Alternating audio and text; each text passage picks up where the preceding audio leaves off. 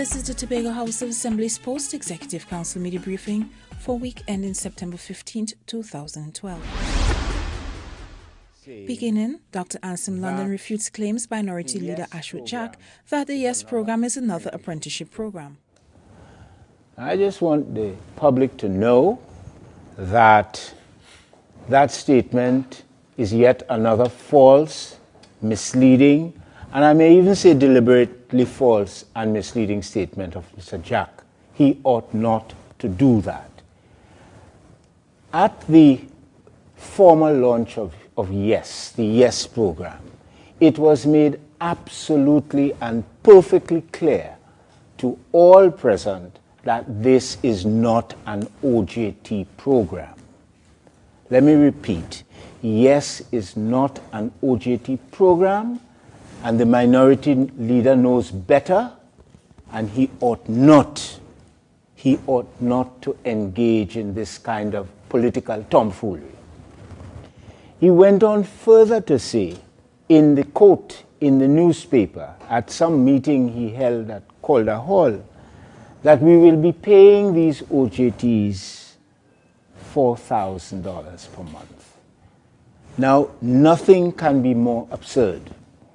These are highly trained people in all kinds of fields, be they in finance, be they in economics, be they in business, engineering, sociology, mathematics, whatever. These are our graduates, people trained by the Tobago House of Assembly. And for Mr. Jack to take it upon himself to mislead the rest of the community about the wages paid and the type of program, that is false. Now, I am not going to go through a litany of who gets paid what, but I can tell you, as I speak, we are in the process of preparing the requisite Executive Council note for final approval for the hiring of the first set of people. I think it's over 20 of them, plus an additional 18 in the area of finance and accounting. And in no single case is any of those persons that we shall employ in the program is their salary $4,000. In fact, if you look at the overall program, depending on the skill level and scarcity, demand, supply issues, there will be people within the program making as much as $10,000 and more. So I have to say this because building on our human capital in Tobago is important, and to demotivate and demoralize people who are participating very actively. You saw the numbers of people who attended this, who are participating in this program. To suggest that somehow it's an OJT program, that is false.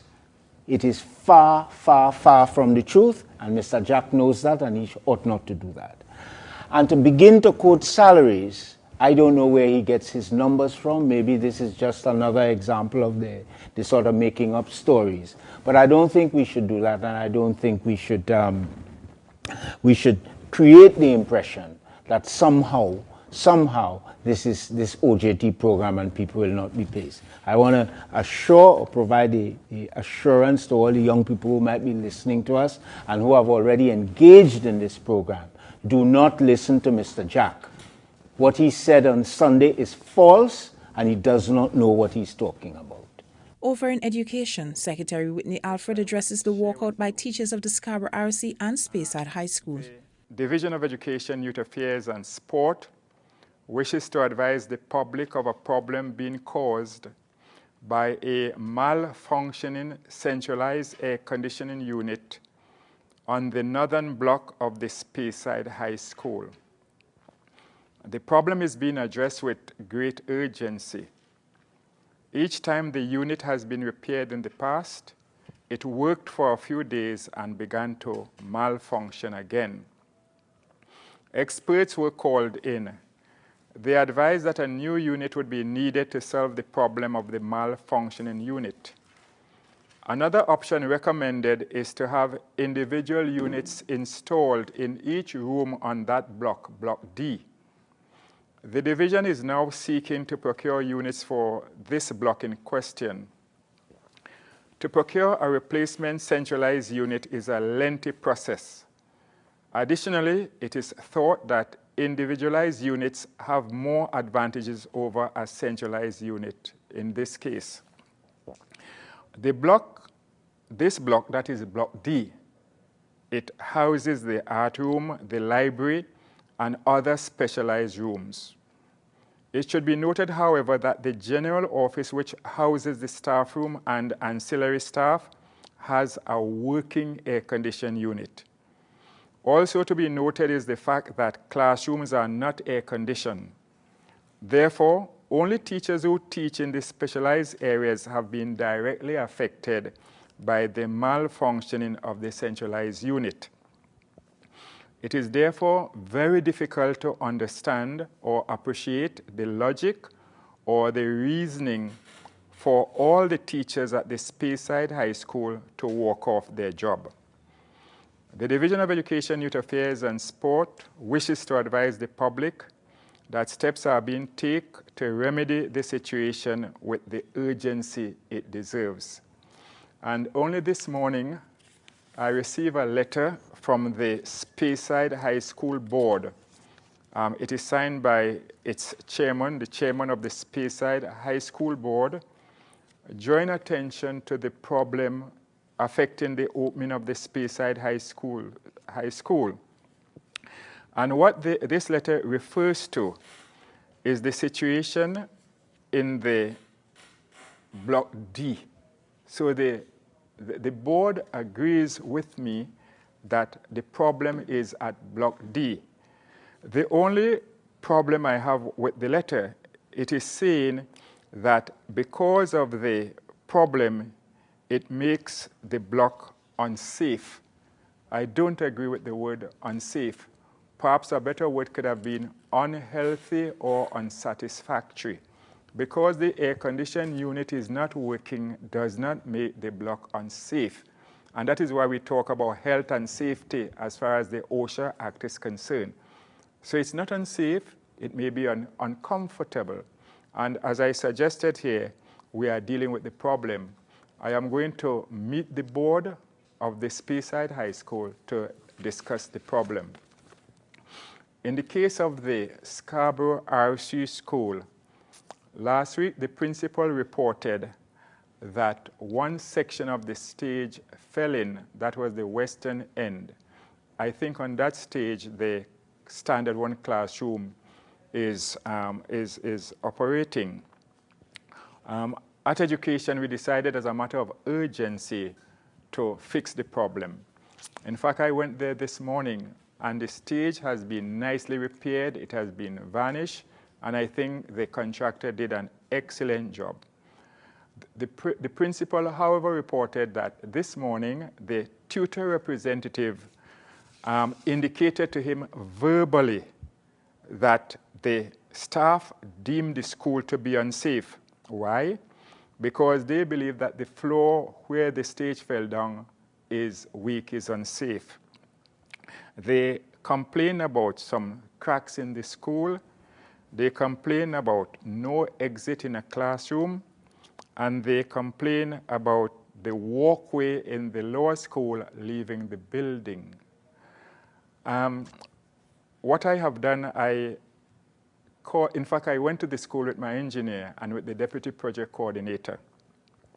The engineer examined the building and he concluded that the general structure integrity of the school and the wooden floor appears to be sound. However, he's suggesting that there is need for some repairs. Everybody knows, if you look at the picture and you saw the cracks, those cracks need repairing. But those cracks do not interfere with the structural integrity of the building. And that is what the engineer has said. Out of an abundance of caution, I have asked the Secretary of Infrastructure and Public Utilities, the Honorable Hilton Sandy, to send a team of engineers from the Division of Infrastructure and Public Utilities. Those engineers have gone to the building and examined the building. I have not got their report as yet. I have also asked the Manager of Health and Safety of the Chief Secretary's office to visit the building and report on the safety of the building. So I'm going to have 2 additional reports. I'm going to have a report from the engineers from the Division of Infrastructure and Public Utilities. I'm going to have a report from the Manager of Health and Safety in the Chief Secretary office.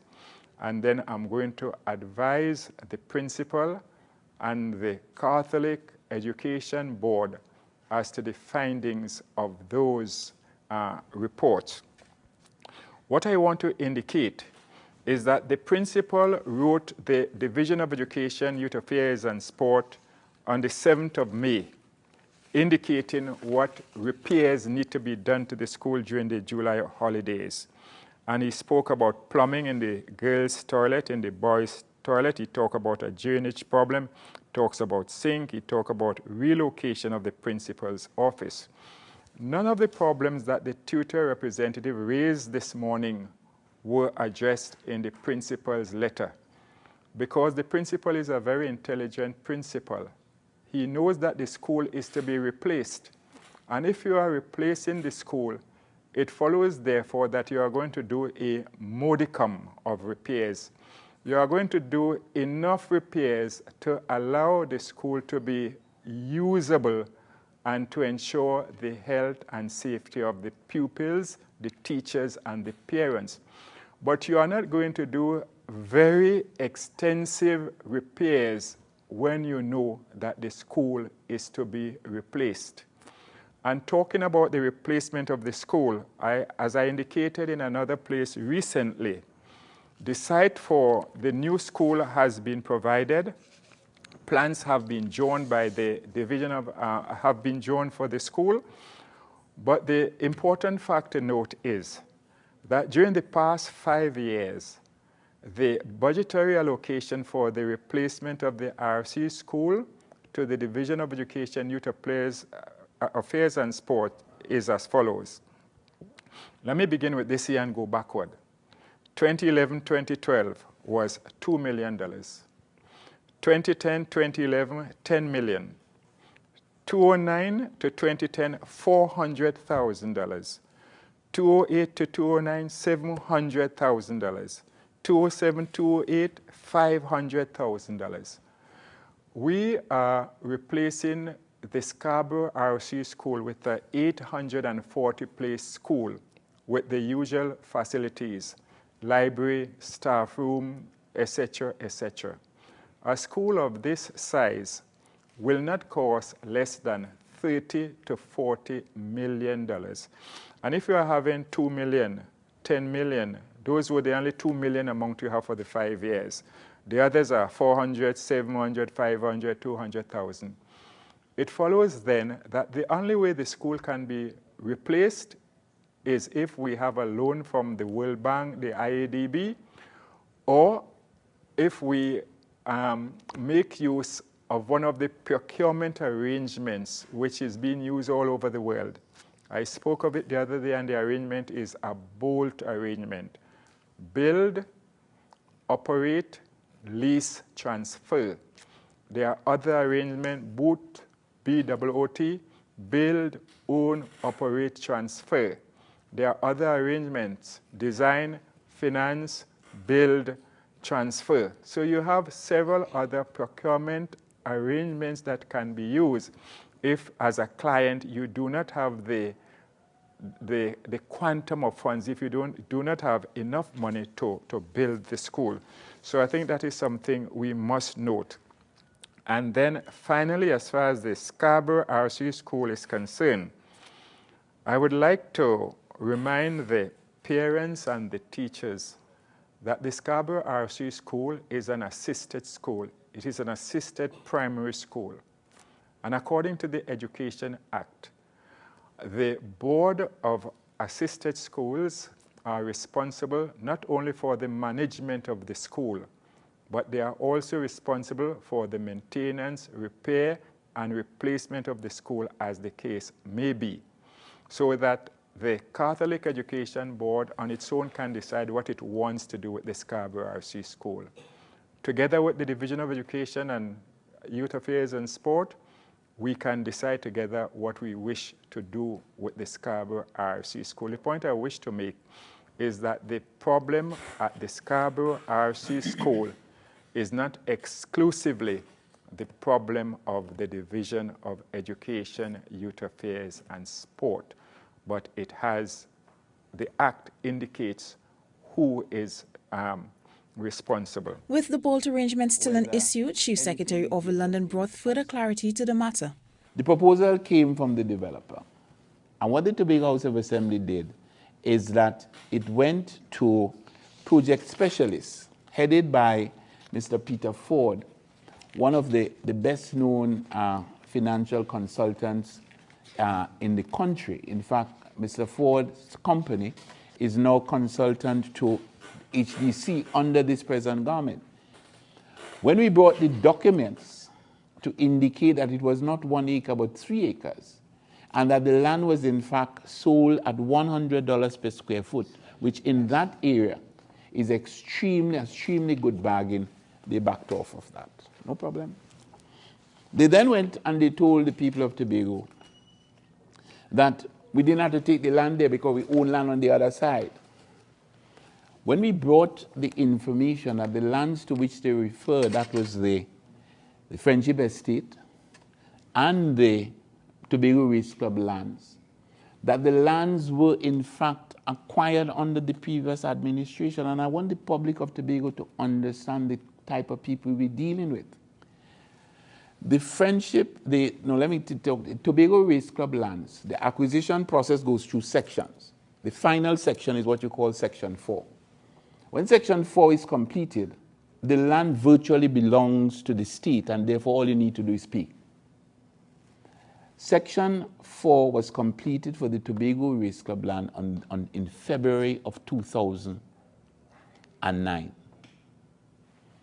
It was completed for the Shervan property on the 10th of May 2009. Unfortunately, the new government took over from the 24th of May 2009. All of those were 2010. Both of them were 2010. Both the Tobago Race Club lands and the thing. And in 30 months, this PP government has refused to pay for the land. It's the first time that it has happened like that. In the case of Pigeon Point, when the Section 4 was passed, you got the payment in months, in a couple months. In the case of Corland, the same thing happened. And 2.5 years have passed, and not only have we not got payment for the land, but there is no indication as to when the payment will be made. And I suspect that somebody is saying, well, listen, if we pay for this land, will the Tobago House, once it is paid for by the central government, the Tobago House of Assembly, automatically the land is ceded to them. I don't know if somebody is uncomfortable with that, but that is the present situation. They go further, and they indicate that this is in fact an agricultural building, and that we should be building it closer to where the farmers are. I want to make it very clear that the building is in fact an administrative building for the Division of Agriculture, Marine Affairs, Marketing and the Environment. At present, this division has about 380 employees in about between 25 and 30 units. So basically what you're doing is that it's an office building. And these people are housed in various buildings throughout the island, where we're paying tens of thousands, hundreds of thousands of dollars per year for them to be accommodated. And they're not even accommodated in any great degree of comfort. There's a lot of administrative issues because they have one section here and one section there. And the farmers, as far as I'm concerned, the farmers must be dealt with primarily on their holdings. That is why you have extension officers and you have outlying offices. I don't necessarily want farmers having to come to an office in order to get their business fixed. So that basically was another issue in which you were misled. And then you come to the whole question, and I think, and I'd be very fair, if I was sitting in my drawing room and I heard this, I would be concerned. But you see, the people who are telling you this know better. And let me tell you what the issue is. They say the Tobago House of Assembly buys land from people for $12 million and then rents it back or leases it back to them for $10 a year or whatever. And the question is why? And the answer is to save the people of Tobago tens of millions of dollars. That is why it was done. And let me explain how. Now, when we got the proposal from the people, the developers, we sent the proposals to Mr. Ford's company because Mr. Ford, as I said, is the expert in these fields. The initial proposal was this. We have a piece of land which we own, and we are pricing that land at $16.4 million. On this land, we're going to build something for you, which we're going to price, let's say, at $100 million. You will then lease the property, which comprises the land and the building, for a period of 20 years. So it means that for 20 years, you're going to be paying a lease and paying interest on both the price of the land and the price of the building. Now listen to what Mr. Ford said. Following due consideration of various options, it has been agreed that the most appropriate model would require immediate acquisition of the land by the THA. This is not anybody from the THA saying that. The land would then be leased to the developer, who would construct the premises based on the agreed specifications and sublease the completed facilities to the THA for a period of 20 years. The ownership of the premises will be transferred to the THA at the end of the lease period at a nominal cost of $1. If we did it the way that the developer said we should do it, we would for 20 years be paying lease on the land to the tune of $16.4 million. Because remember, what we will have been leasing is the land and the building. Now you work out $16.4 million for 20 years at even 6%. And you will recognize that you're talking about $40, $50 million. So what Mr. Ford recommended, or project specialist recommended, and the recommendation before, they said, look, purchase the land at whatsoever it is valued. And we didn't take the $16.4 million. We got a government valuator, the Ministry of Finance valuator. And the Ministry of Finance valuator, and the document is here, said as far as he's concerned, the land is valued at $12 million. So in the negotiation, we told the people, we are not paying you $16 million, we're paying you $12 million. Now, the other advantage of doing it like this is that if we had gone with the $16.4 million and the lease where the land belonged to them, at the end of 20 years, the land would still belong to them. And at the end of 20 years, we'll have either to do one of two things. Buy back the land at 2032 prices, or conversely, continue leasing the land. So by doing what people are considering, and I said if I was in my house and I was hearing it, I would tell myself something is wrong, but I'm just trying to explain the thinking behind this advice and why we took the advice. So we saved $4.4 million up front. We saved $16.4 million worth of interest on the lease for 20 years. And we also ensure that at the end of the 20-year period, we in effect own the land, because everything comes back to us, instead of a situation where you are going to pay the 20 years and then you have to negotiate at the end of that. Whether it's 99 years, 21 years, or 999 years, the agreement is that at the end of 20 years, everything reverts to the Tobago House of Assembly. Because I'll tell you something. Fundamental to most bolt arrangements is that the property owner must have control over the land when he goes to the financial institution to get funding. No financial institution is going to give money to somebody to build a building, on a land that does not belong to them. Nobody. For example, the library, the initial arrangement for the central library was a bolt arrangement. And the library premises were owned by the Tobago House of Assembly. And in order for that particular process to go forward, and for UDCOT at that time to go to the bank, the premises had to be leased to UDCOT. In fact, UDCOT might still have a lease on those premises, on that property. Because the bank says, listen, if you're going to put down this piece of land, then we want you to have a lease on it.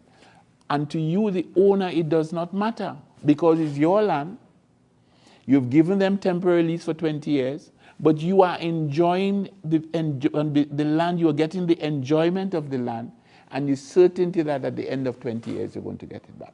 Mr. London ended by expressing his outrage at what he calls the abuse of the national security helicopter by the Prime Minister to attend an independence fete in Tobago. There are not many Tobagonians who are unaware of what happened on the morning of Independence Day, where we had a situation where the Prime Minister of Trinidad and Tobago came to Tobago by national helicopter to attend a private fete put on, according to a newspaper report, by the TOP boss man, I'm quoting, Ashwa Jack. But I think the issue has been compounded by the use of the national helicopter. As somebody said, it looked like it was pulling bull the night. The use of the national helicopter to bring up, to transport from Trinidad to Tobago an entertainer to perform at a function at 4 o'clock in the morning. And I would like the Minister of National Security and or the Prime Minister to advise the national community who authorized the national helicopter to be utilized in that obscene manner. I think we need to know, because that is not what it was bought for with the taxpayers of Trinidad and Tobago's money. I say no more on that. I think all of us are aware.